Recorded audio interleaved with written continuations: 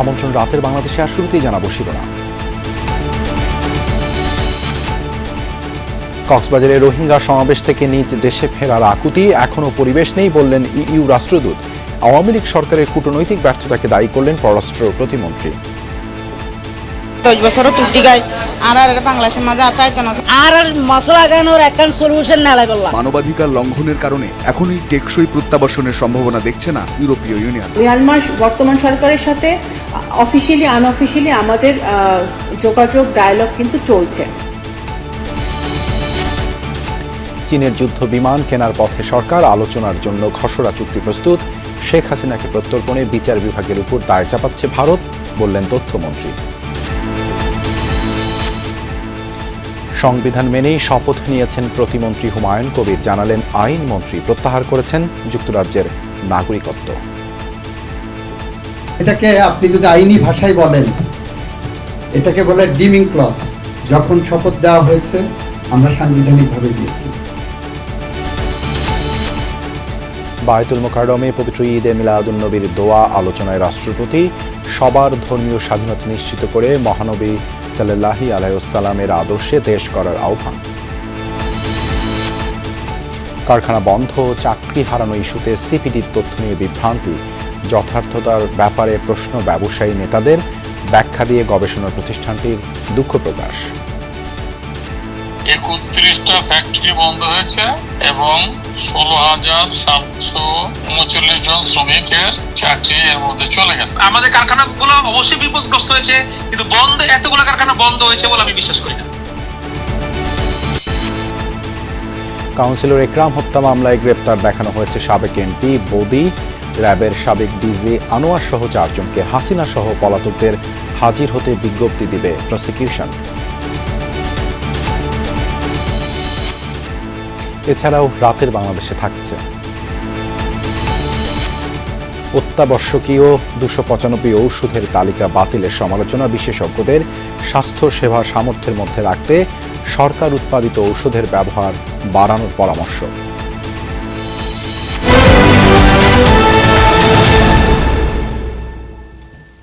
এতক্ষণ শিরোনাম দেখছিলেন, আপনাদের সঙ্গে আছি দেবাশিস রঞ্জন সরকার।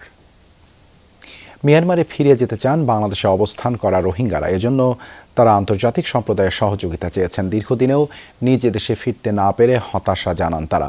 মঙ্গলবার কক্সবাজারের উখিয়া ক্যাম্পে বাংলাদেশে অনুপ্রবেশের 9 বছর পূর্তি উপলক্ষে সমাবেশের আয়োজন করা হয়। সেখান থেকে রাখাইনে জান্তা বাহিনীর বর্বর হত্যাযজ্ঞ বন্ধে পদক্ষেপ গ্রহণেরও দাবি জানান জোরপূর্বক বাস্তুহারা মিয়ানমারের বাসিন্দারা।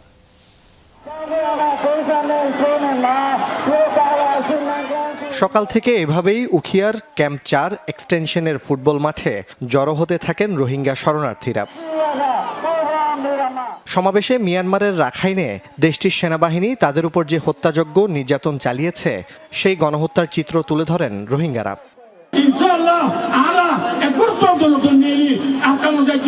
বছরও গিয়ে 10 বছরও টুটি গায় আর বাংলাদেশের মাঝে আতাইতো না একই বাদে আর জায়গায় ট্যাং দি পারি আর ডেভেলপমেন্ট হনতে জানি হারি দিয়ে আর দেখি এখন সেফটি সিকিউরিটি ডিগনিটি আর এনালয়ের অবস্থা বলে সাহায্য বাজে আর কিছু সাহায্য নয়।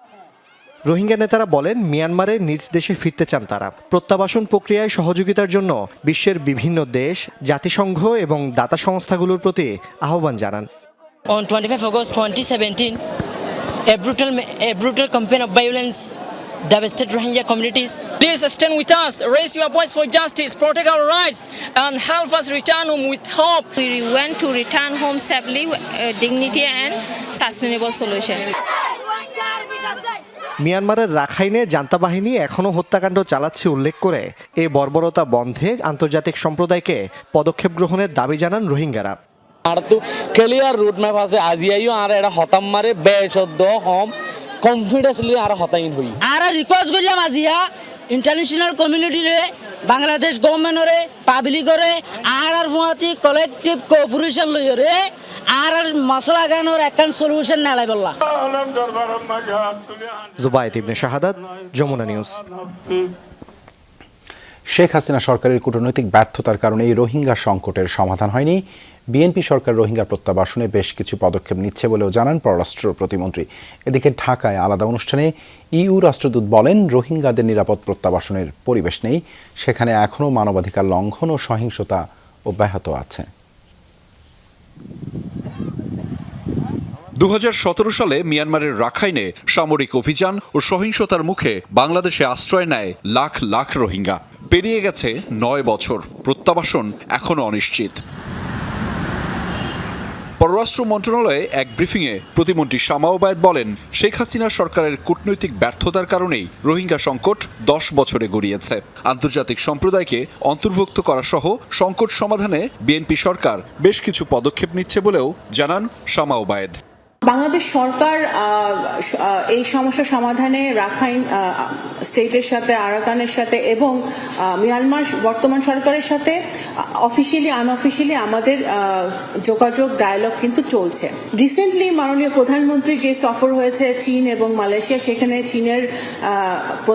চীনের প্রেসিডেন্ট খুবই জোরালো গলায় ওনারা বলেছেন যে ওনারা চেষ্টা করবেন এই সমস্যা সমাধানে এবং বাংলাদেশকে সহযোগিতা করবেন, মিয়ানমারের সাথে কথা বলবেন। মালয়েশিয়ার প্রধানমন্ত্রী একই আশ্বাস দিয়েছে। এদিকে ঢাকা বিশ্ববিদ্যালয়ে সেন্টার ফর গভর্নেন্স আয়োজিত মিট দ্য অ্যাম্বাসেডর অনুষ্ঠানে বাংলাদেশে নিযুক্ত ইইউ রাষ্ট্রদূত মাইকেল মিলার জানান, রোহিঙ্গা সংকট সমাধানের চূড়ান্ত লক্ষ্য হল প্রত্যাবাসন। সেটি হতে হবে নিরাপদ, মর্যাদাপূর্ণ, স্বেচ্ছামূলক এবং টেকসই। সীমান্তের ওপারে সামরিক সংঘাত, সহিংসতা ও মানবাধিকার লঙ্ঘনের কারণে এখনই টেকসই প্রত্যাবাসনের সম্ভাবনা দেখছে না ইউরোপীয় ইউনিয়ন। সীমান্তের ওপারে পরিস্থিতি অত্যন্ত ভয়াবহ, তবে প্রত্যাবাসনের পরিবেশ তৈরিতে এখন থেকেই রাজনৈতিক ও কূটনৈতিক প্রস্তুতির উপর জোর দিতে চাই আমরা। ফিরে যাওয়া রোহিঙ্গাদের নাগরিক ও আইনগত অধিকার কি হবে, পরিচয়পত্র থাকবে কিনা, নাগরিকত্ব কিভাবে নিশ্চিত হবে, এসব প্রশ্নের সমাধান আগেই নিশ্চিত করা দরকার। রোহিঙ্গা সংকট যেন আন্তর্জাতিক সম্প্রদায়ের মনোযোগের বাইরে চলে না যায়, সেটিও নিশ্চিত করতে চায় ইউরোপীয় ইউনিয়ন। শুধু রোহিঙ্গা নয়, কক্সবাজারের স্থানীয় জনগোষ্ঠীকেও সহায়তা দিচ্ছে ইইউ। রোহিঙ্গারা যতদিন এখানে থাকবে ততদিন কিভাবে একটি টেকসই উপায়ে তাদের সহায়তা করা যায়। তবে সংকটের সমাধানে স্বেচ্ছায়, নিরাপদ, মর্যাদাপূর্ণ ও টেকসই প্রত্যাবাসনকে সমর্থন করি আমরা। এই মুহূর্তে মিয়ানমারে রোহিঙ্গা প্রত্যাবাসনের পরিবেশ নেই বলেও জানান ইইউ রাষ্ট্রদূত। আহমেদ রেজা, যমুনা নিউজ, ঢাকা। চীনের J-10C যুদ্ধ বিমান কিনতে নেগোসিয়েশন মিটিংয়ের জন্য খসড়া চুক্তিপত্র প্রস্তুত করেছে বাংলাদেশ, জানিয়েছেন প্রধানমন্ত্রী। তথ্য উপদেষ্টা বলেন, সমরাস্ত্র ক্রয়ে নিজের মতো করে সিদ্ধান্ত নেবে বাংলাদেশ। আর তথ্যমন্ত্রী আন্দালিফ রহমান বলেছেন, ক্ষমতাচ্যুত সাবেক প্রধানমন্ত্রী শেখ হাসিনার প্রত্যর্পণে ভারত সরকার রাজনৈতিকভাবে দায় না নিয়ে বিচার বিভাগের উপর চাপাচ্ছেন। সাপ্তাহিক ব্রিফিংয়ে এই তথ্য মন্ত্রণালয়ের 3 নীতি নির্ধারকরা বলেন, গ্যাস, বিদ্যুৎ ও সারের সংকট সমাধানে সরকার নানা ব্যবস্থা নিচ্ছে, এক্ষেত্রে একটু অপেক্ষা করতে হবে। ভারতের বিরুদ্ধে 2025 সালে আকাশযুদ্ধে চীনা J-10C যুদ্ধবিমান ব্যবহার করে সাফল্য পেয়েছিল পাকিস্তান। নতুন ধরনের এই চীনা যুদ্ধবিমান এমন প্রাণঘাতী যে আকাশ ও স্থলপথে আঘাত হানার ক্ষেত্রে সমান দক্ষ। জুলাই গণঅভ্যুত্থান পরবর্তী ভূ রাজনৈতিক বাস্তবতায় বাংলাদেশও সামরিক ও প্রতিরক্ষা বিষয়ে পূর্বের নীতি পরিবর্তন করছে, সেই পরিকল্পনা জানিয়েছেন প্রধানমন্ত্রীর তথ্য উপদেষ্টা। বাংলাদেশকে যে আমরা বলি নতুনভাবে স্বাধীন হয়েছে, দ্বিতীয় স্বাধীনতা কেন বলি? কারণ বাংলাদেশ তার বৈদেশিক নীতি, সামরিক নীতিতে স্ট্র্যাটেজিকলি তার ইন্টারেস্টের সিদ্ধান্ত একসময় নিতে পারতো না। আমরা আসলে স্বাধীন হয়েছে ওই অর্থে। আমরা J-10 ফাইটার কিনবো, এটা হয়তো কোনো একটা সময় বা অন্তত আলোচনা চালাচ্ছি, আমরা সেদিকে এগোচ্ছি, এটা 5 আগস্ট পূর্ববর্তী সময়ে সম্ভব ছিল না। এর অংশ হিসেবে বিমান বাহিনীর জন্য চীন থেকে J-10C যুদ্ধবিমান কেনা সহ আধুনিক প্রযুক্তির বিভিন্ন সমরাস্ত্রে বিমান বাহিনীকে সাজাতে চায় সরকার। ভারত পাকিস্তানের যখন যুদ্ধ হচ্ছে, ভারতের ডেসল রাফাল ডাউন হয়েছিল এবং সেটা করেছিল চাইনিজ J-10। খসড়া চুক্তিপত্র হয়েছে, আমরা J-10 ফাইটার বাংলাদেশ কিনতে পারে, এই ধরনের আলোচনা আমরা মনে হয় খেয়াল করেছি। বিভিন্ন মডেলের 4th প্রজন্মের MRCA multi role combat aircraft, fighter aircraft, attack helicopter, VIP helicopter, UAV system সহ এইগুলো চলমান রয়েছে। এই অর্থ বছরে বাজেট সাহায্য পাওয়া গেলে সেটা করা হবে, আদারওয়াইজ পরের বাজেটে এটা চলে যাবে। গণ অভ্যুত্থানে ক্ষমতাচ্যুত সাবেক প্রধানমন্ত্রী শেখ হাসিনা ভারতে অবস্থান করছেন। তাকে ফিরিয়ে দেয়া নিয়ে বাংলাদেশ ভারত দুই দেশের টানাপোড়েনে থেমে আছে প্রধানমন্ত্রীর ভারত সফর। এ নিয়ে তথ্যমন্ত্রী বলেন, শেখ হাসিনা সহ পলাতক সবাইকে ফেরত চায় ঢাকা। ওই সরকার হয়তো পলিটিক্যালি এখন ওই দায়ভার নিতে চাচ্ছেন না বলে এটা জুডিশিয়ারির উপরে দিয়ে দিচ্ছেন। তো আমার মনে হয় যে ওনার জন্য ওই সংবাদটা খুব একটা সুখকর হবেন না। বাট আমাদের তো দাবি একই শুধুমাত্র উনি কেন, প্রত্যেককে আমরা ফেরত চাই। এর আগে তথ্য মন্ত্রণালয়ের ৩ নীতি নির্ধারক গ্যাস, বিদ্যুৎ ও সার সংকট সহ চলমান নানা ইস্যু নিয়ে কথা বলেন। জানান, সংকট সমাধানে সর্বোচ্চ চেষ্টা করছে সরকার। কোন ডিলার তার প্রতি অ্যালটেড যে পরিমাণ সার আছে সেটা তারা উত্তোলন করছেন না। এই ধরনের কিছু ঘটনার কারণে কোনো জায়গায় কিছু সমস্যা তৈরি হচ্ছে। তবে আমরা আশা করি এটা খুব বেশি কন্টিনিউ করবে না। শিল্পোক্তাদের কারখানা টিকিয়ে রাখতে গ্যাস ও বিদ্যুৎ বিল এককালীন না দিয়ে 12 মাসের কিস্তিতে পরিশোধের সুযোগ দেওয়ার পরিকল্পনা হচ্ছে। যে গত 6 মাসে গোয়েন্দা সংস্থার কোনো ব্যক্তি গণমাধ্যমে ফোন করেননি। রাষ্ট্রের বিরুদ্ধে কেউ কোনো মন্তব্য বা রাষ্ট্রের ক্ষতি হোক, রাষ্ট্রদ্রোহী কোনো সংবাদ বা কোনো কিছু প্রচার করাটা ঠিক না। কালচারাল বিভিন্ন কর্মকাণ্ডের বিরুদ্ধে একটা গোষ্ঠী সবসময় এরকম করে, কিছু মানুষ এরকম ওভার অ্যাক্ট করে। ইট ইজ ওকে, ইনশাল্লাহ আইনটা নিজস্ব গতিতে চলবে, and we'll take care of it। তথ্যমন্ত্রী বলেন, সাংস্কৃতিক বিষয়ে বাধা বিঘ্ন দেওয়ার মানসিকতা নেই সরকারের। আলমগীর স্বপন, যমুনা নিউজ, ঢাকা। সংবিধান মেনেই শপথ নিয়েছেন পররাষ্ট্র প্রতিমন্ত্রী হুমায়ুন কবির, জানিয়েছেন আইনমন্ত্রী মোহাম্মদ আসাদুজ্জামান। তিনি আরও বলেন, বাগেরহাটে মিরাজ শেখকে গুমের ঘটনায় কোস্টগার্ডের বিরুদ্ধে যে অভিযোগ উঠেছে, স্বাধীনভাবে তার তদন্ত হবে। সচিবালয়ে এক অনুষ্ঠানে মন্ত্রী এসব কথা বলেন। এ সময় মহিলা ও শিশু বিষয়ক মন্ত্রী ডক্টর AZM জাহিদ হোসেন বলেন, দরিদ্র ও বঞ্চিতদের বিনামূল্যে আইনি সহায়তা দেবে সরকার।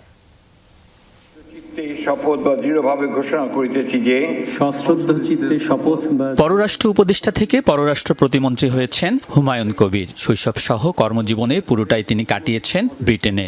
ব্রিটিশ নাগরিক হিসেবে করেছেন রাজনীতি ও রয়েছে প্রশাসনিক কাজের অভিজ্ঞতাও। এ অবস্থায় বাংলাদেশের প্রতিমন্ত্রী হিসেবে তার শপথ ঘিরে ওঠে দ্বৈত নাগরিকত্বের প্রশ্ন। আমি বাংলাদেশি, মাই বাংলাদেশিজম এন্ড মাই স্ট্যান্ড। দ্বৈত নাগরিকত্ব প্রশ্নে হুমায়ুন কবির গণমাধ্যমকে সরাসরি জবাব না দিলেও আইনমন্ত্রী এর ব্যাখ্যা দিয়েছেন। বলেছেন, এক্ষেত্রে সংবিধান ও আইনের কোনো লঙ্ঘন হয়নি। এই সরকার যেটা করেছেন সংবিধান মেনেই করেছেন, এখানে কোনো ব্যত্যয়ের কোনো কিছু ঘটেনি। সুতরাং আমরা যা করেছি সাংবিধানিকভাবে করেছি। এটাকে আপনি যদি আইনি ভাষায় বলেন, এটাকে বলে ডিমিং ক্লজ। যখন শপথ দেওয়া হয়েছে আমরা সাংবিধানিকভাবে দিয়েছি। বিএনপি সরকারের 6 মাস পেরিয়েছে। এরই মাঝে দেশে গুম, ক্রসফায়ার ও রাজনৈতিক হয়রানিমূলক মামলা বন্ধ হয়েছে বলে জানিয়েছেন আইনমন্ত্রী। বলেন, কোস্টগার্ডের বিরুদ্ধে বাগেরহাটের মিরাজ শেখকে গুমের অভিযোগ থাকলেও এর স্বাধীন তদন্ত হচ্ছে। গুমের শিকার পরিবারকে আইনি সহায়তাও দেয়া হচ্ছে। বাগেরহাটে একটা গুমের ঘটনার অভিযোগ এসেছে কোস্টগার্ডের বিরুদ্ধে, সেটা ইন্ডিপেন্ডেন্টলি তদন্ত হবে। ওই ঘটনাকে কেন্দ্র করে ভিকটিম ফ্যামিলিগুলো যে ওখানে সরকারি স্থাপনায় হামলা করেছে তার জন্য মামলা হয়েছিল, সেটাও ইন্ডিপেন্ডেন্টলি চলবে। সেই মামলায় 12 জন সম্ভবত আসামি ছিলেন, তাদের আইনজীবী দেওয়ার ক্ষমতা ছিল না। আমাদের লিগ্যাল এইড ডিজিকে বলার পর 24 ঘন্টার মধ্যে তাদেরকে আইনজীবী দিয়ে তাদের জামিনের ব্যবস্থা আমরা করেছি। এখানে গুমের সংস্কৃতি বন্ধ করা হয়েছে, ক্রসফায়ারের সংস্কৃতি বন্ধ করা হয়েছে, পলিটিক্যাল পারসিকিউশনের সংস্কৃতি বন্ধ করা হয়েছে। এর আগে মহিলা ও শিশু বিষয়ক এবং আইন মন্ত্রণালয়ের 3 অধিদপ্তরের মধ্যে দরিদ্র ও বঞ্চিত নারী শিশুদের আইনি সহায়তা সংক্রান্ত সমঝোতা স্বাক্ষর হয়। এর মাধ্যমে বিনামূল্যে আইনি সহায়তা পাবে তারা। 11 বছরের একটি বাচ্চা, এই মেয়েটিকে রেপ করা হয়েছিল এবং এইটার কারণে তিনি অন্তঃসত্ত্বা হন এবং আমরা জানি যে এই মেয়েটিকে ওখান থেকে তুলে নিয়ে আজ পর্যন্ত তাকে বাঁচিয়ে রাখা, তার বাচ্চাটাকে সহায়তা দিতে আমাদেরকে কতটুকু কষ্ট করতে হয়েছে। তো লিগ্যাল এইডের সাপোর্ট ছিল, সমাজ কল্যাণ মন্ত্রণালয়ের মেয়েটা আমাদের সেফ হাউসে আছে। মানুষের যে কষ্ট, মানুষের যে দুর্ভোগ, মানুষের যে তার প্রতি অন্যায় বা আচরণ হলে সেইটার প্রতিকার পাওয়ার, এবং সেইটা সবসময় যে কোর্টেই হইতে হবে সেটা না, কিভাবে আরবিট্রেশনের মাধ্যমে, আলাপ আলোচনার মাধ্যমে অনেক সমস্যার সামাজিকভাবে সমাধান করা যায়। মন্ত্রীরা বলেন, বিচারের বাণী যেন নীরবে নিভৃতে না কাঁদে, এই লক্ষ্যে কাজ করছে সরকার। আলমগীর স্বপন, যমুনা নিউজ, ঢাকা। দ্বৈত নাগরিকত্বের প্রশ্নে পররাষ্ট্র প্রতিমন্ত্রী হুমায়ুন কবিরের পাল্টা প্রশ্ন ও মন্তব্যকে শুট দ্য মেসেঞ্জার প্রবণতার একটি উদ্বেগজনক দৃষ্টান্ত বলছে টিআইবি। সংস্থাটি মনে করে এই ধরনের দায়িত্বজ্ঞানহীন আচরণ মুক্ত গণমাধ্যম ও জনগণের তথ্য জানার মৌলিক অধিকারের প্রতি সরাসরি হুমকি। এক বিজ্ঞপ্তিতে টিআইবি জানিয়েছে, সোমবার প্রথম কার্যদিবসে পররাষ্ট্র মন্ত্রণালয়ের সাংবাদিকরা প্রতিমন্ত্রী হুমায়ুন কবিরকে তার ব্রিটিশ নাগরিকত্ব এবং তা ত্যাগ না করে মন্ত্রিত্ব গ্রহণের সাংবিধানিক বৈধতা নিয়ে প্রশ্ন করেন। সরাসরি উত্তর না দিয়ে তিনি উল্টো সিলেটের আঞ্চলিক ভাষায় সাংবাদিকদের প্রতি আক্রমণাত্মক প্রশ্ন ছুঁড়ে দেন। প্রতিমন্ত্রীর এই প্রতিক্রিয়ায় তীব্র উদ্বেগ প্রকাশ করে টিআইবির নির্বাহী পরিচালক ডক্টর ইফতেখারুজ্জামান জানান, সাংবিধানিক বাধ্যবাধকতা অনুযায়ী দ্বৈত নাগরিকত্ব ধারণ করে কেউ মন্ত্রী পদে আসীন হতে পারেন না। নাগরিকত্ব ত্যাগের সুনির্দিষ্ট প্রমাণ বা তথ্য জনগণের সামনে পেশ করার পরিবর্তে প্রশ্নকর্তা, সাংবাদিক ও গণমাধ্যমকে উপহাস করা এবং তাদের উপর দায় চাপানোর চেষ্টা সত্য এড়ানোর কৌশল। ধর্মপ্রাণ মানুষ স্বাধীনভাবে ধর্ম পালন করবে, মহানবী হজরত মুহাম্মদ সাল্লাল্লাহু আলাইহি ওয়াসাল্লামের পথ অনুসরণ করে এমন বাংলাদেশ করার আহ্বান জানিয়েছেন রাষ্ট্রপতি মির্জা ফখরুল ইসলাম আলমগীর। বলেছেন, সব ধর্মের মানুষের নিরাপদ ও সম্মানজনক জীবনযাপনই হবে রাষ্ট্র ও সমাজের ভিত্তি। জাতীয় মসজিদ বায়তুল মোকাররমে পবিত্র ঈদে মিলাদুন্নবী উপলক্ষে আয়োজিত দোয়া ও আলোচনায় অংশ নেন রাষ্ট্রপতি। এ সময় তিনি বলেন, হিংসা, সংঘাত, উগ্রতা, মিথ্যা ও নৈতিক অবক্ষয় থেকে উত্তরণে মহানবীর আদর্শ অনুসরণের বিকল্প নেই। ফ্যাসিবাদ ও অন্যায় যেন কখনো ফিরে না আসে, সেজন্য সকলকে ঐক্যবদ্ধ থাকার আহ্বান জানান তিনি।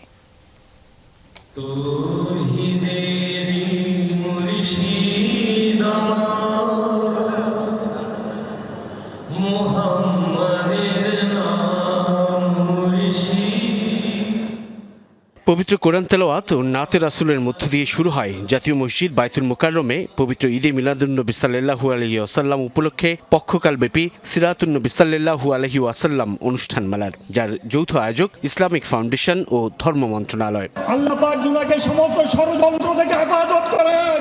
আয়োজনের উদ্বোধনী পর্বে যোগ দেন সদ্য নির্বাচিত রাষ্ট্রপতি মির্জা ফখরুল ইসলাম আলমগীর। রাষ্ট্রপতি হিসেবে যা তার প্রথম আনুষ্ঠানিক কোনো অনুষ্ঠানে যোগদান। বক্তব্যে তুলে ধরেন সর্বকালের সর্বশ্রেষ্ঠ মানব ও বিশ্ব মানবতার মুক্তির দূত হযরত মুহাম্মদ সাল্লাল্লাহু আলাইহি ওয়াসাল্লামের জীবন ও কর্ম, মহানবীর পথ অনুসরণের আহ্বান জানান তিনি।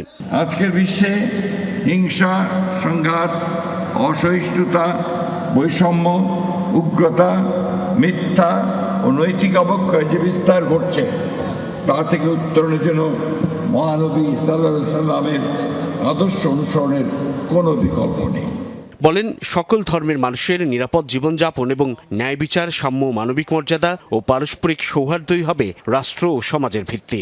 মহানবী সাল্লাল্লাহু আলাইহি ওয়াসাল্লামের অন্যান্য ধর্মাবলম্বীদের সমন্বয়ে যে সমাজ ব্যবস্থা পারস্পরিক অধিকার ও সম্পূর্ণ শান্তিপূর্ণ অবস্থানে দৃষ্টান্ত স্থাপন করেছেন, আমাদের জাতীয় জীবনেও শান্তি ও সম্প্রীতি প্রতিষ্ঠায় তা অনুসরণীয়। আমি আশা করি 2030 সালের আগে প্রতিশ্রুতি অনুসারে দেশের সকল মসজিদ সহ অন্যান্য ধর্মীয় উপাসনালয় মাসিক সম্মানী ভাতার আওতায় আসবে।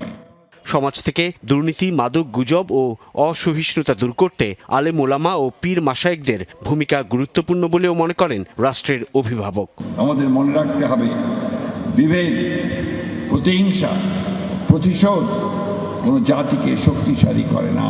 অতীতের কর্তৃত্ববাদ, ফ্যাসিবাদ ও অন্যায় যেন আর কখনো ফিরে না আসে। গণতন্ত্র, ন্যায় বিচার, সুশাসন ও মানুষের মৌলিক অধিকার রক্ষায় আমাদের ঐক্যবদ্ধ থাকতে হবে। বায়তুল মোকাররম জাতীয় মসজিদের খতিব মুফতি আব্দুল মালিকের দোয়া পরিচালনার মধ্য দিয়ে পবিত্র ঈদে মিলাদুন্নবী উপলক্ষে পক্ষকাল ব্যাপী আয়োজনের উদ্বোধনী পর্ব শেষ হয়। সাল্লাল্লাহু আলাইহি ওয়াসাল্লামের সিরাত জানা এবং বুঝার আমল করার তৌফিক আমাদেরকে নসিব করেন। সাইফুদ্দিন রবিন, যমুনা নিউজ, ঢাকা। কাজী নজরুল ইসলামকে রাষ্ট্রীয় স্বীকৃতি দিয়েছিলেন জিয়াউর রহমান, জানিয়েছেন বিএনপির ভারপ্রাপ্ত মহাসচিব ও প্রধানমন্ত্রীর রাজনৈতিক উপদেষ্টা রুহুল কবির রিজভী। সন্ধ্যায় রাজধানী শিল্পকলা একাডেমিতে আমি হব সকালবেলার পাখি শীর্ষক শিশু কিশোরদের সাংস্কৃতিক অনুষ্ঠানে তিনি এ কথা জানান। বিএনপির ভারপ্রাপ্ত মহাসচিব বলেন, শিশুদের সঠিক বিকাশে রাষ্ট্রকে এগিয়ে আসতে হবে এবং তাদের মনস্তত্ত্ব বুঝতে না পারলে কেউ প্রকৃত রাষ্ট্রনায়ক হতে পারে না। শিশুতোষ রচনায় নজরুল ইসলাম অনন্য এবং এক্ষেত্রে রবীন্দ্রনাথের চেয়েও তিনি বড় বলেও মন্তব্য করেন রিজভী আহমেদ। পাশাপাশি তরুণদের অন্যায়ের প্রতিবাদে উদ্বুদ্ধ করতে ও মাদক থেকে দূরে রাখতে নজরুলের সৃষ্টি ও চেতনা চর্চার উপর জোর দেন তিনি। নজরুলকে রাষ্ট্রীয় স্বীকৃতি দিয়েছিলেন কাজী নজরুল ইসলামকে জিয়াউর রহমান। শিশুদের জন্য গান, শিশুদের জন্য কবিতা এবং এত প্রাণস্পর্শী কবিতা গান নজরুল লিখেছেন, এটা রবীন্দ্রনাথের চাইতেও বড় শিশুতোষ হচ্ছেন কাজী নজরুল, কমপক্ষে এই ক্ষেত্রে শিশুতোষ রচনার ক্ষেত্রে। তার গান আমাদের মনকে পরিশুদ্ধ করে, তার গান যে কোনো অন্যায়কে প্রতিবাদ করতে আমাদেরকে উদ্বুদ্ধ করে। বিরোধী দল হিসেবে সংসদ ও সংসদের বাইরে বঞ্চিত করা হচ্ছে বলে অভিযোগ করেছেন বিরোধী দলীয় নেতা ও জামায়াত আমির ডাক্তার শফিকুর রহমান। বলেন, বৈষম্যহীন নতুন বাংলাদেশের যে স্বপ্ন দেশের মানুষ দেখেছিল তা থেকে মানুষকে পদে পদে বঞ্চিত করা হচ্ছে। মঙ্গলবার জাতীয় নাগরিক পার্টির ধর্ম, সম্প্রীতি ও সংস্কৃতি বিষয়ক সেল আয়োজিত নাত সন্ধ্যায় যোগ দিয়ে এই অভিযোগ করেন তিনি। ডক্টর শফিকুর রহমান বলেন, দেশের উন্নয়ন কর্মকাণ্ডে সরকারি দলকে যে পরিমাণ বরাদ্দ দেওয়া হয় তার তুলনায় বিরোধী দলকে খুবই নগণ্য বরাদ্দ দেওয়া হচ্ছে। একইভাবে সংরক্ষিত নারী আসনের সদস্যদের সঙ্গেও সরকার বৈষম্যমূলক আচরণ করছে বলে অভিযোগ করেন তিনি। বিরোধী দলীয় নেতা বলেন, বিরোধী দল হিসেবে এই বৈষম্য মেনে নেওয়া হবে না বলেও হুঁশিয়ারি দেন তিনি। এ সময় বিরোধী দলীয় চিফ হুইপ নাহিদ ইসলাম বলেন, জামায়াতে ইসলামীর সঙ্গে এনসিপিও সব গণতান্ত্রিক আন্দোলনের রাজপথে থাকবে। দেশে আর কোনো ফ্যাসিবাদ জন্ম নিতে দেয়া হবে না বলেও মন্তব্য করেন তিনি। ডিফারেন্স অফ অপিনিয়ন থাকতেই পারে, আমরা তো কাউকে আসলে জোর খাটাতে পারি না, এই অধিকার আমাদের নেই। গণতন্ত্রে তার প্ল্যাটফর্ম চয়েস করার অধিকার প্রত্যেকেরই থাকবে, তবে আমরা চেষ্টা করব দেশের বৃহত্তর স্বার্থে এই ঐক্যকে আরো শক্তিশালী এবং সংহত। এনসিপি ও এনসিপির জায়গা থেকে এই গণতান্ত্রিক আন্দোলনে সামিল থাকবে। তো ইনশাআল্লাহ আমরা ঐক্যবদ্ধভাবে, আমাদের সামনে অধিবেশনও শুরু হচ্ছে, সংসদে আমাদের যেমন কণ্ঠ দেখতে পারবেন, সংসদের বাইরেও রাজপথেও আমরা ঐক্যবদ্ধভাবে জনগণের পক্ষের আন্দোলন গড়ে তুলব। গণভোটের রায় বাস্তবায়ন, গ্যাস, বিদ্যুৎ ও সারের সংকট সমাধান সহ 6 দাবিতে 5 সেপ্টেম্বর ঢাকা থেকে চট্টগ্রাম অভিমুখে লং মার্চ করবে 11 দলীয় ঐক্য। পর্যায়ক্রমে সব বিভাগীয় শহরে হবে এই কর্মসূচি, জানিয়েছেন জামায়াতের সেক্রেটারি জেনারেল মিয়া গোলাম পরোয়ার। দুপুরে সংবাদ সম্মেলনে জোটের কর্মসূচি তুলে ধরেন তিনি। জানান, সকাল 7টায় শাপলা চত্বরে সমবেত হয়ে চট্টগ্রামের উদ্দেশ্যে রওনা দেবে জোটের নেতৃবৃন্দ। শান্তিপূর্ণ এই কর্মসূচিতে পথে পথে বিভিন্ন জায়গায় সভাও করবে 11 দল। গোলাম পরোয়ার জানান, আইনশৃঙ্খলা রক্ষায় সার্বিক সহযোগিতার আশ্বাস দিয়েছে পুলিশ। এ সময় বিএনপিরও সহযোগিতা কামনা করেন জামায়াতের সেক্রেটারি জেনারেল। লং মার্চে মহাসড়কে কিছুটা যানজট হতে পারে বলে আগাম ক্ষমা প্রার্থনা করেছে জামায়াত।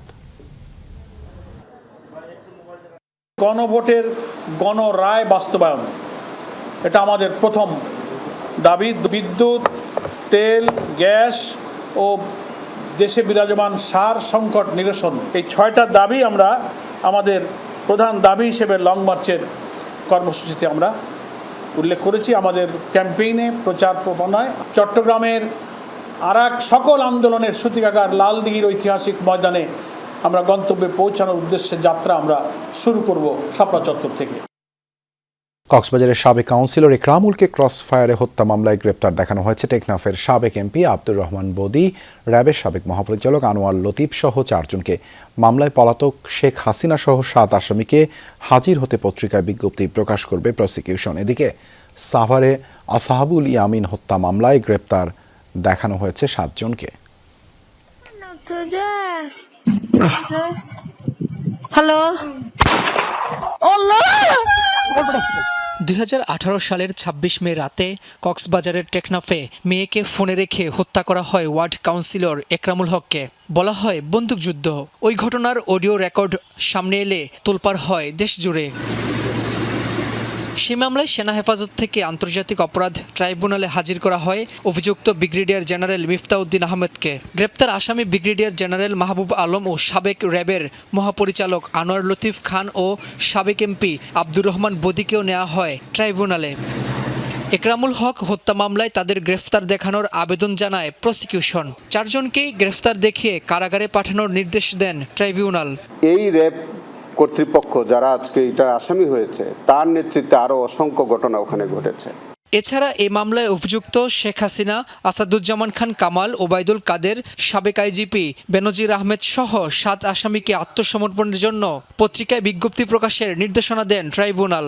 এই মামলায় গত 26 জুলাই শেখ হাসিনা সহ 11 জনের বিরুদ্ধে আনুষ্ঠানিক অভিযোগ আমলে নেন আদালত। পুঙ্খানুপুঙ্খভাবে এটা বিচার বিশ্লেষণ করেছি, রিপোর্টটা আমি দেখেছি, সাক্ষ্য প্রমাণ দেখেছি, ঘটনাটা আমি পর্যালোচনা করেছি। কাউন্সিলের একরাম হত্যা মামলা এটা একটি ইন্ডিভিজুয়াল ঘটনা নয়, এটা কোনো বিচ্ছিন্ন ঘটনা নয়। এদিকে জুলাই গণঅভ্যুত্থান চলাকালে সাভারে আসহাবুল ইয়ামিন হত্যার ঘটনায় করা মানবতা বিরোধী অপরাধের মামলায় সাবেক অতিরিক্ত পুলিশ সুপার আব্দুল্লাহিল কাফির সহ 7 জনকে গ্রেপ্তার দেখানো হয়। পাশাপাশি সাবেক এমপি সাইফুল ইসলাম সহ 13 জনকে হাজির হতে পত্রিকায় বিজ্ঞপ্তি প্রকাশের নির্দেশনা দেন ট্রাইব্যুনাল। রাব্বি হোসেন, যমুনা নিউজ, ঢাকা। বিএনপি সরকারের 6 মাসে কারখানা বন্ধ হয়ে যাওয়া এবং শ্রমিকদের চাকরি হারানো নিয়ে সিপিডি গতকাল যে প্রতিবেদন দিয়েছে তা নিয়ে বিভ্রান্তি তৈরি হয়েছে।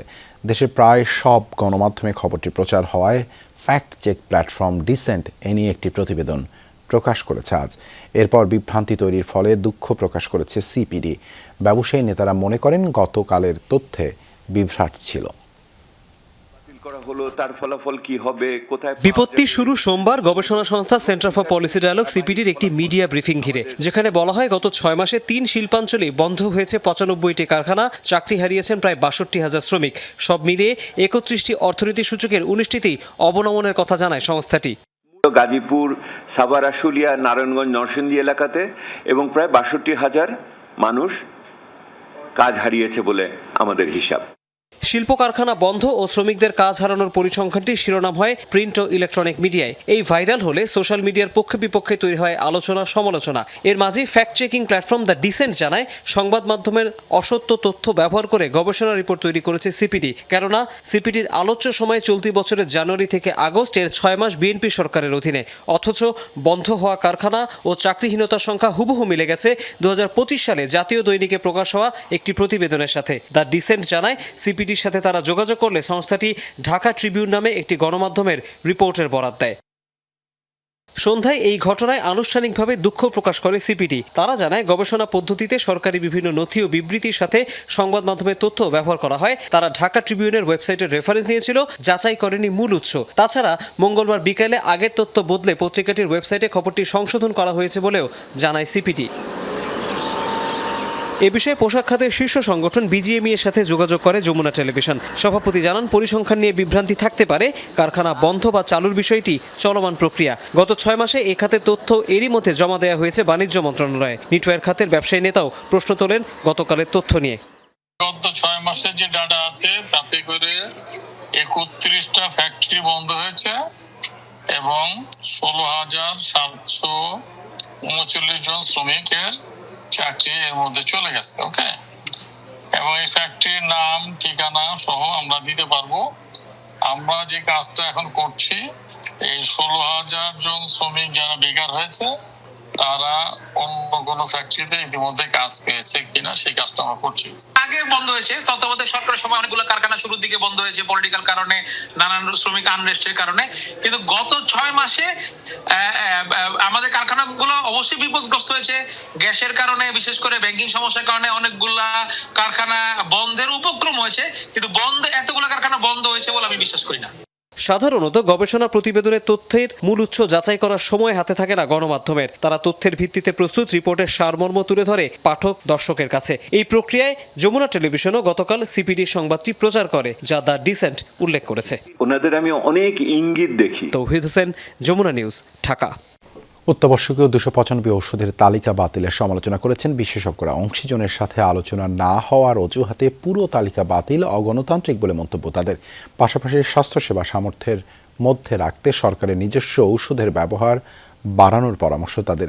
তবে মূল্য নিয়ন্ত্রণের বিরোধিতা করেছেন ঔষধ শিল্প মালিকরা। তাদের মতে এই খাতের বিকাশ চাইলে নিয়ন্ত্রণ বন্ধ করতে হবে। রোগীর ঔষধে সরাসরি ভর্তুকি দিতে পারে সরকার। সিডাপ মিলনায়তনে এক সেমিনারে এসব কথা বলেন তারা। উন্নয়নশীল দেশ হওয়ায় ওষুধের প্যাটার্ন বা মেধাসত্ত্ব মূল্য দিতে হয় না বাংলাদেশি কোম্পানিগুলোর, যে কারণে উৎপাদন খরচ অনেকটাই কম পড়ে। তবু প্রায় অভিযোগ আসে অনিয়ন্ত্রিতভাবে বাড়ছে ওষুধের দাম, ফলে নিম্ন আয়ের মানুষের নাগালের বাইরে চলে যায় চিকিৎসা ব্যয়। অভিজ্ঞরা বলছেন অন্তত জীবন রক্ষাকারী অত্যাবশ্যকীয় ওষুধের মূল্য নিয়ন্ত্রণে থাকা উচিত। টাস্ক ফোর্স কেন করেছে, অ্যাডভাইজারি কাউন্সিল কেন করে না?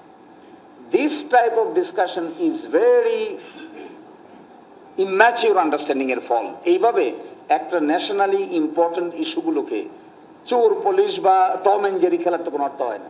অনেক নামকরা প্রফেসরদেরকে, এমনকি অ্যাসিস্ট্যান্ট প্রফেসরদেরকেও, আমার আত্মীয় আছে ওর মধ্যে, চায়না যাচ্ছে, ওষুধ কোম্পানি পয়সা দিচ্ছে, রিট্রিটে যাচ্ছে, ফ্যামিলি সহ ওষুধ কোম্পানি পয়সা দিচ্ছে, পরিবারের চাল ডাল নুন তেলের পয়সা দেয়, তার ওখানে যে হাসপাতালে যে লোকজন তাদের পয়সা দেয়। কেন বন্ধ করবেন এসেনশিয়াল ড্রাগের লিস্ট? আপনি কেন মূল্য নিয়ন্ত্রণ বন্ধ করবেন? এই দুটো প্যারালালি থাকতে হবে, along with the quality of the medicine. সেখানে যেই 20% পপুলেশন ওষুধ কিনতে পারে না, সেখানে আপনি ভর্তুকি দিবেন। তাদের মতে স্বাস্থ্য ব্যয় সরকারের অংশ যৎসামান্য। সরকারি প্রতিষ্ঠান এসেনশিয়াল ড্রাগস কোম্পানি লিমিটেড EDCL-কে কার্যকর করে হাসপাতালে ফ্রি ওষুধ সরবরাহ বাড়ানোর তাগিদ দেন তারা। গোপালগঞ্জে ভ্যাকসিন প্ল্যান্ট কেন বন্ধ হলো জানি না, রাজনৈতিক কারণে মনে হয়। রাজনৈতিক কারণে একটা অঞ্চলের একটা কারখানা বন্ধ হয়ে যাবে, জমি অধিগ্রহণ করা হয়েছে, ম্যান পাওয়ার রিক্রুটমেন্ট করা হয়েছে, মনে হয় যন্ত্রপাতিও চলে আসছিল, কাজে সেটাকে পুনরায় চালু করা উচিত। আপনি কিডনি রোগের চিকিৎসা কে করাতে পারবেন বলেন? কতজন করাতে পারবেন? এইখানে যারা বসে আছেন কতজন করাতে পারবেন? সব আয় যারা করেন কেউ করাতে পারবেন না। তবে ফার্মাসিউটিক্যালস খাতের বিকাশে মূল্য নিয়ন্ত্রণ বড় বাধা বলে মনে করেন সংশ্লিষ্টরা। প্রাইস অ্যাডজাস্টমেন্ট করতে গেলে আমরা কি সেই কস্ট প্লাস সেই ফর্মুলাতে চলে যাব? এই ফর্মুলা বাস্তবায়ন করার শক্তি DGDA নাই। এটা এতদিনও সায়েন্টিফিক্যালি করা হয়নি, কিছুটা আন্দাজে করা হতো যতটুকু রিভিউ হয়েছে। একটি হাঁস সোনার ডিম পারত প্রতিদিন একটি করে, তারপরে কারোর লোভ হলো হাঁসটাকে কিল করে একবারে ডিমগুলো বের করে নিয়ে আসা যায় কিনা করা হয়েছে। আমরা কিন্তু as a stakeholder we are not participant in that gazette notification, কিন্তু তার সেখানে যে প্রাইস ফর্মুলা এবং অন্যান্য জিনিস আসছে, আমার কাছে মনে হয়েছে যে এটা নিয়ে ডেফিনেটলি আরো রিভিউ করা দরকার। তার কারণেই সরকার এই উদ্যোগটা নিয়েছেন যে গ্যাজেটটা ক্যান্সেল করেছেন, এবং এটা একটা সাধু উদ্যোগ।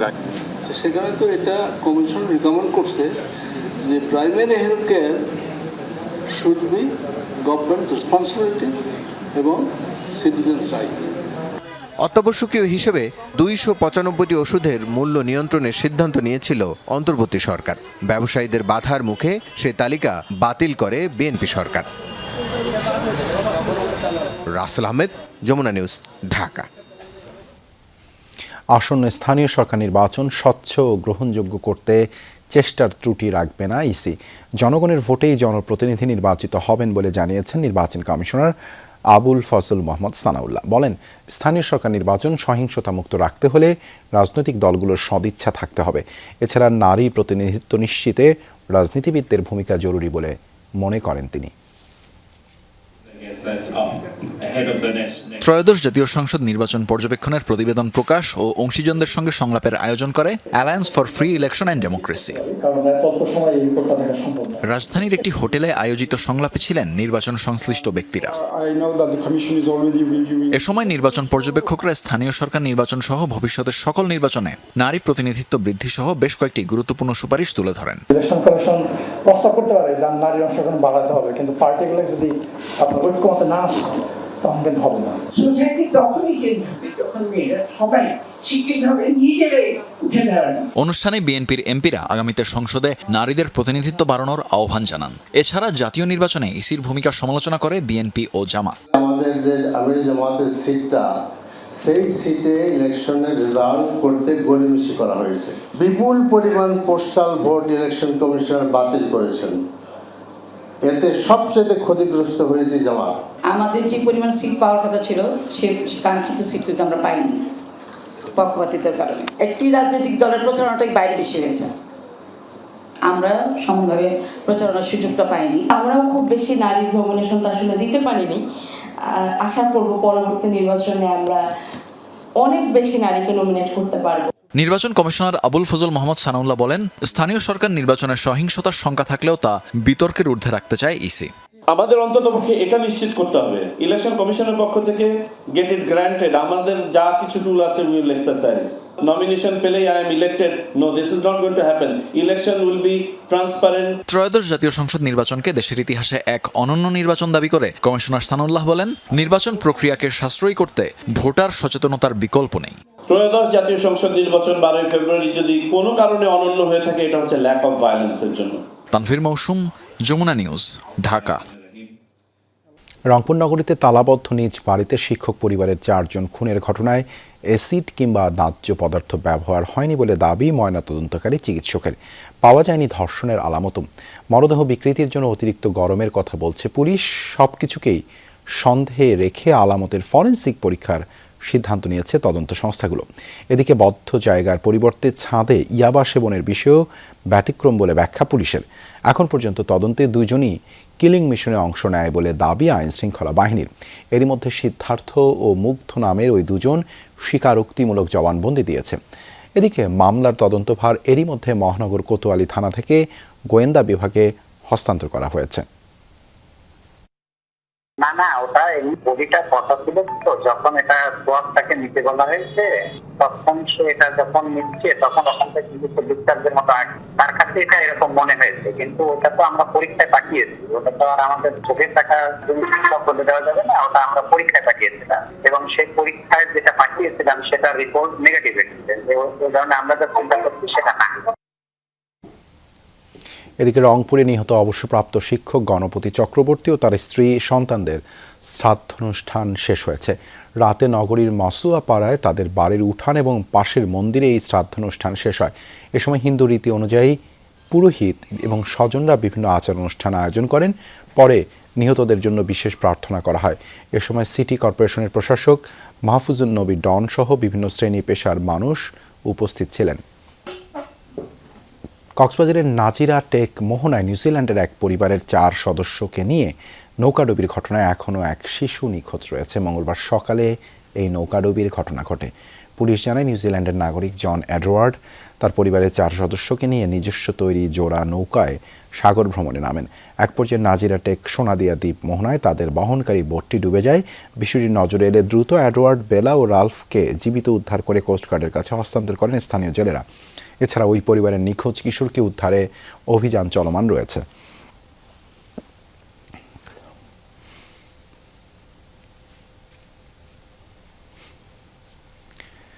সন্ত্রাসবাদী পৃষ্ঠপোষক রাষ্ট্রের তালিকা থেকে সিরিয়ার নাম প্রত্যাহারের ঘোষণা দিয়েছে যুক্তরাষ্ট্র। কংগ্রেসের দীর্ঘ 45 দিনের পর্যালোচনা শেষে যৌথ বিবৃতিতে এই ঘোষণা দেয় মার্কিন কমার্স, স্টেট এবং ট্রেজারি ডিপার্টমেন্ট। বাতিল করা হয়েছে সিরিয়া প্রেসিডেন্ট আহমেদ আল শারা নেতৃত্বাধীন আল নুসরা ফ্রন্টের উপর থেকে সন্ত্রাসী গোষ্ঠীর তকমাও। ঐতিহাসিক এই সিদ্ধান্তের ফলে ব্যাপক বৈদেশিক লেনদেন ও অর্থনৈতিক বিকাশের পথে হাঁটবে দামেস্ক। পরিবর্তিত হবে সিরিয়ার ভাগ্য। প্রেসিডেন্ট ট্রাম্পের প্রতি কৃতজ্ঞতা জানিয়ে এমন মন্তব্য করেছেন প্রেসিডেন্ট শারা।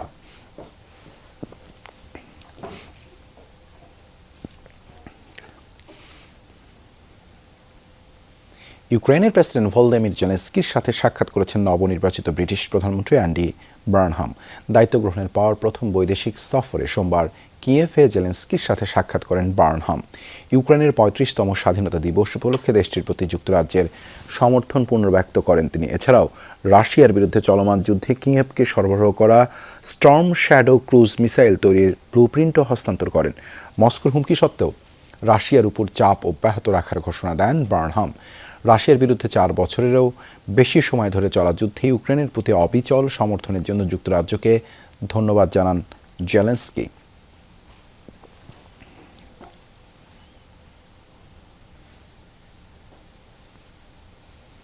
এই ছিল রাতের বাংলাদেশে। এতক্ষণ আমাদের সাথে থাকার জন্য ধন্যবাদ সবাইকে।